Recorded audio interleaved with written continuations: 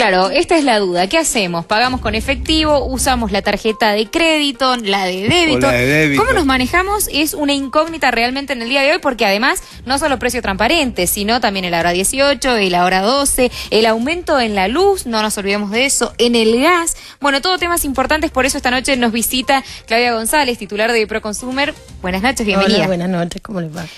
Un universo de preguntas, muy difícil por dónde empezar, pero... No nos va a alcanzar el tiempo, te digo. Cierto. Es cierto que hace muy poquito el ministro de Nación de Energía anunció un nuevo incremento en la energía. Aquí se habla de que el porcentaje no iba a ser tan elevado, pero la realidad es que aire acondicionado, ventiladores, suelen ser como los gastos más comunes en esta época del año. Además, espere, creo que hay una contradicción acá, ¿no? Porque si en invierno utilizás gas, ¿por qué el aumento del gas en esta época de verano, digamos, no? Y justamente se trata de dos servicios, los que han hablado ustedes, que son energía eléctrica y el gas, que son de consumos estacionales, que quiere decir que en el mismo historial de consumo de un mismo usuario hay picos de consumo. ¿Por qué? Porque en una casa donde eligen calefaccionarse con elementos a gas, seguramente el pico de consumo va a ser en los meses de frío. Claro. En el caso de la luz, ¿qué está pasando? Que hay muchas casas donde la elección al momento de construir, cuando se trata de una construcción nueva, optimiza los recursos y tenemos calefacción central, piso radiado, etcétera, etcétera. Lo que pasa es que el arquitecto trata por todos los medios de hacer un consumo sostenido y todo lo demás, pero cuando se aumenta la tarifa, no hay reducción de consumo que valga. Es lo que evidentemente no entienden estos señores que le fijan el precio a la energía, que ya no podemos hablar de un usuario descuidado. Ya no existe el derrochón. No existe. Ni siquiera el que tiene para pagar esa factura, porque le cuesta muchísimo pagar el triple de lo que estaba pagando hace 6 o 7 meses. Claro, desde el Ministerio de Nación hubo un intento de dar como un instructivo, si lo podemos llamar de alguna manera, para tratar de utilizar menos lo que era el aire acondicionado ahora en época de verano, pero hace también... 10 años que lo venimos diciendo las asociaciones, no superemos los 24 grados. Ahora, tener un equipo de aire acondicionado para usarlo 3 horas y en una noche calurosa como las que tenemos en el norte es imposible. Pero además nos están imponiendo pautas pautas de uso o de modos de vida que no las comparten, porque yo estoy segura que el Aranguren no tiene un aire acondicionado en su casa y lo hace funcionar 4 horas y nada más. A mí particularmente tengo una postura tomada con respecto a esos tips del ministro que es vergonzoso. Para mí es vergonzoso, es humillante, es como decirle a una persona grande, todos tenemos una mamá en la casa, jubilada, solo 4 horas de televisión, ¿por qué? ¿Para ahorrar luz? No. Yo estoy de acuerdo con que no dejemos todas las luces prendidas, estoy de acuerdo con que si vivís en la viña y querés llegar y tener la casa caliente, no podés dejar la estufa prendida mientras estás trabajando acá en San Salvador. Es lógico, porque esa sí es una conducta derrochona, y así te va a venir la factura. Pero pretender no prender una estufa cuando hay niños y ancianos en una casa, que estemos vestidos adentro de nuestra casa, no, eso no existe. Como que se quiere generalizar la situación, digamos, ¿no? Eso no existe en realidad porque no lo hacen. A ver, yo estoy de acuerdo con que las asociaciones de usuarios y consumidores no tenemos participación política, pero eso no quiere decir que no advertimos políticas económicas que no que no benefician a los usuarios, y así lo tenemos que decir. Y en este caso particular hay una gran contradicción. ¿Por qué? Porque mientras se le perdona a Edenor y Edesur 19.000 millones de pesos de una deuda que vienen arrastrando, como si Edenor y Edesur no hubieran cobrado por el servicio de luz que han prestado, mientras las provincias del interior al mismo tiempo pagábamos mucho más el kilowatt. Acá en Jujuy el costo del kilowatt era mucho más caro y no era problema de GESA, digamos, porque GESA hay una parte que lo tiene que transferir al usuario así como lo paga. Eso se llama sistema de pass-through. No es que le guste, no le guste o nos tenga que hacer algún descuento, para nada. GESA compra un precio en Nación y a ese precio lo tiene que vender la energía acá. Y después vienen las otras partes de la factura. Entonces, mientras se perdona a Edenor y Edesur, que además venían cobrándole a los usuarios, poco, pero venían cobrándole, las inversiones se hicieron por medio del Ministerio Nacional de Infraestructura y Servicios Públicos. ¿Qué pasa con la plata que Edenor y Edesur cobraron todo este tiempo, si ahora se les perdona la deuda? ¿Ganancia pura? Y Claudia, ¿cuál sería la recomendación que se le hace a la familia particularmente? Y siempre la misma recomendación, controlar las facturas, controlar la factura, porque la única que sabe cuánto consume en la casa es la familia, no es el medidor. El medidor no lo podemos tocar nosotros, porque el medidor es de la empresa por más que yo lo haya pagado, y porque si lo toco me estoy perjudicando en el caso de un reclamo. Entonces yo no toco, no lo dejo tampoco a mi esposo, que se cree que puede tocar todo, nadie tiene que tocar, ni el medidor de agua, ni el medidor de gas, ni el medidor de luz. Perfecto.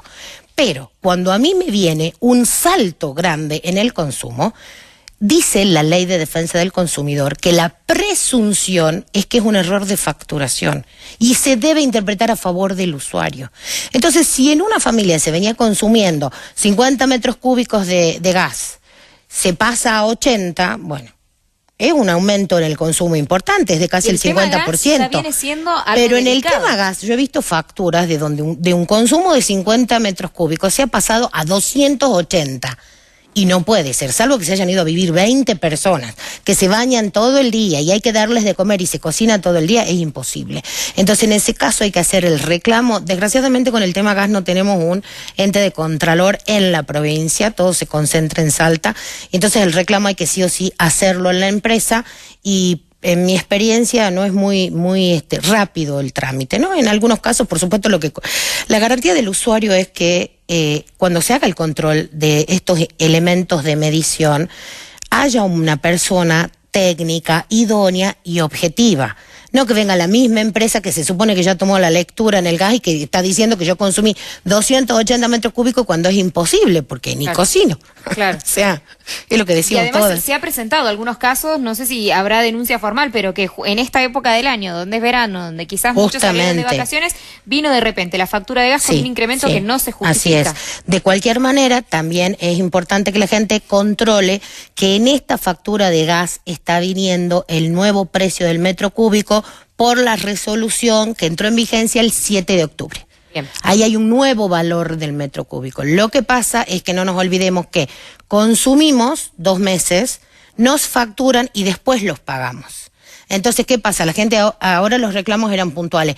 Cocino menos, no uso el horno, ¿cómo puede ser que estoy pagando más? Sí, está pagando más porque el metro cúbico está más caro. La diferencia es en los rangos de las tarifas distintas para los distintos escalones de consumo, y la tarifa residencial 3.4, la más cara de todas. El metro cúbico más de 3 pesos. Cambiamos de tema si hablemos de estos precios o transparentes. ¿Se dará o no se dará? De transparente no he visto nada hasta ahora. He recorrido el centro y que sería bueno que lo recorra la autoridad de aplicación de la Ley de Defensa del Consumidor, porque pero para hacer multa desde la San Martín abajo, la Belgrano arriba, abajo, que manden, tienen poquitos inspectores desgraciadamente, pero podrían hacer un montón de multas, porque en una sola cadena de electrodomésticos se cumple con lo establecido en la norma de la Secretaría de Comercio, pero con una letra así de chiquitita. Entonces eso ya es distinto, porque la resolución a lo que tiende es lo que se ha verbalizado y es lo que está escrito en la resolución, se ha verbalizado desde la autoridad de aplicación cuando la han presentado, es a que el usuario sepa cuál es el precio real del producto que está adquiriendo y cuál es el precio definitivo con financiación, cuál es la tasa que le están aplicando y cuánto es lo que le cuesta en definitiva ese electrodoméstico. Como para que el usuario pueda tener la posibilidad de elegir si puede acceder en el pago a contado o bien en tarjeta. Exacto, ese es el lirismo, porque acá en Jujuy yo no conozco un usuario que pudiendo pagar de contado pague financiado, nadie. Acá no hay opción, porque la gente, en el caso de los electrodomésticos, por ejemplo, yo voy y pregunto cuánto es el descuento por pago de contado, sobre el precio que en algunos casos es el mismo precio que hace unos días y en otros es más alto. En un electrodoméstico de 12.000 pesos, el descuento por pago de contado es de 2.000. Eso significa que hay que tener 10.000 pesos para comprar el electrodoméstico de que se trate. No existe. En estas provincias del norte, Jujuy, Salta, Tucumán, es muy difícil. Es muy difícil cuando tenemos un 70% de empleados públicos que sabemos cuál es el sueldo promedio. Entonces, ¿qué pasa? Hay que ir a las cuotas. Lo que es importante que el usuario sepa es que con esta resolución que entró en vigencia el 1 de febrero, pago con débito, pago con crédito en un solo pago y pago de contado es exactamente lo mismo. O sea que mi obligación como usuario es, ¿cuánto cuesta este par de zapatos? 1.000 pesos. Y si pago de contado, 1.000 pesos. Ah, ese es el precio de contado, ese es el que figura en la... Perfecto, muy bien. Con tarjeta en un solo pago, con tarjeta de débito y con la plata tiene que ser el mismo precio. Claro. Antes había diferencia entre el pago en efectivo, el débito y el crédito en un solo Como que por pago. ahí te devolvían el IVA, digamos. Obviamente, pero además era justamente porque en ese momento la política económica era bancarizar las operaciones.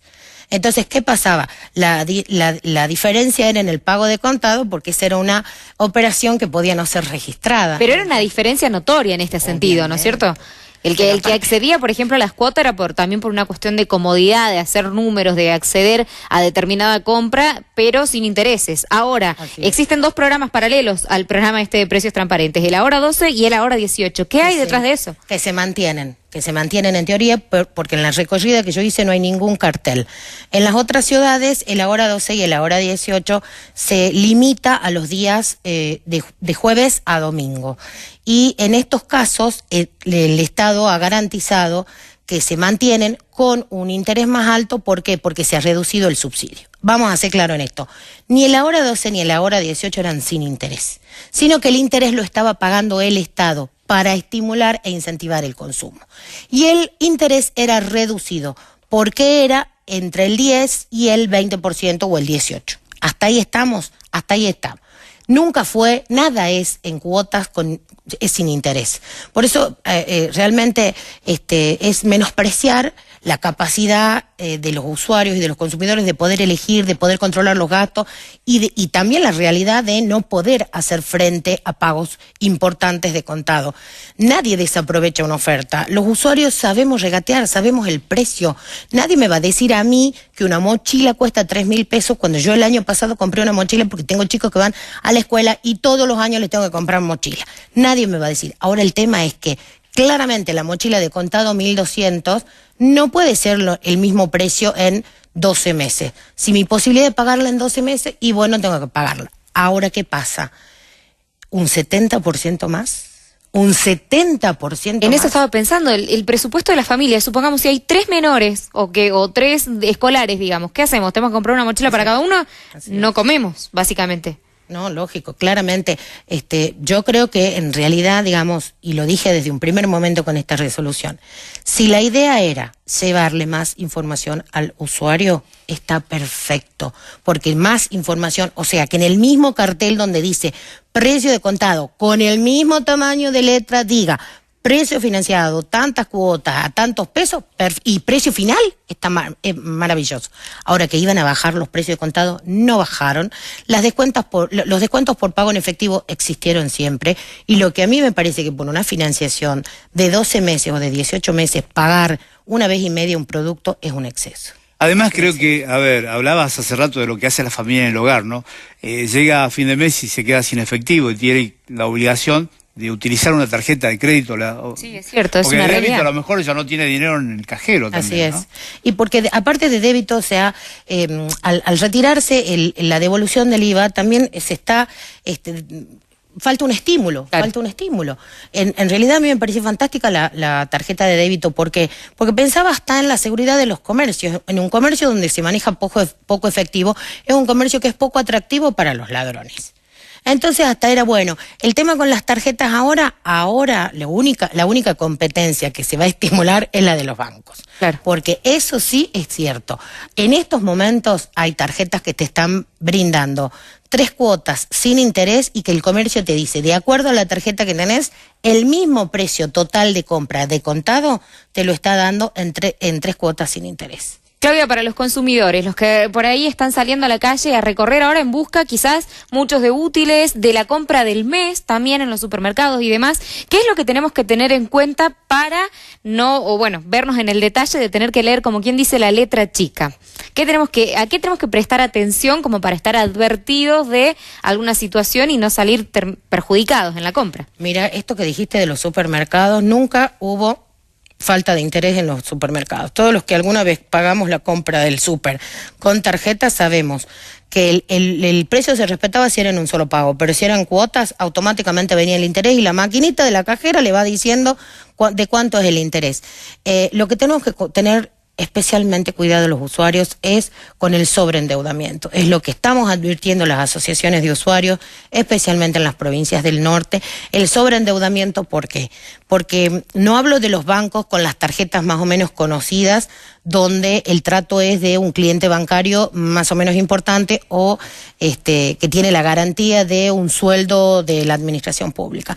Hablo de las tarjetas chiquitas, de esas que dicen venga y te llaman y te ofrecen y te dicen efectivo ya y todo lo demás.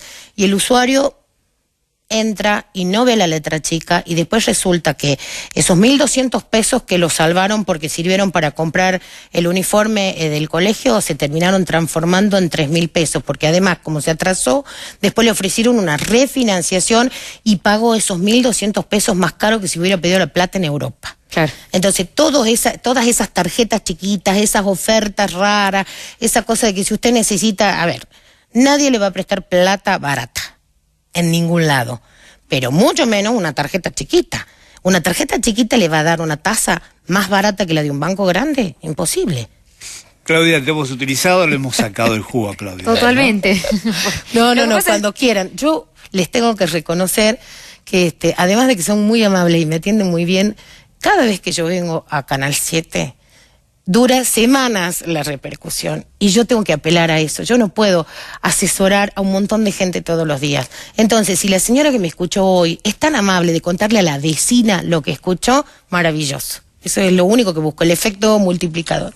Claudia González de Proconsumer, le agradecemos muchísimo su visita y bueno, en tanto sigan siendo frecuentes las dudas de la gente en este sentido, va a estar de inventada en el piso, por supuesto. Vuelvo. Muchas gracias. Bueno, Dana, ¿cómo continuamos en esta noticia? Con más información, por supuesto. Vamos con más información entonces.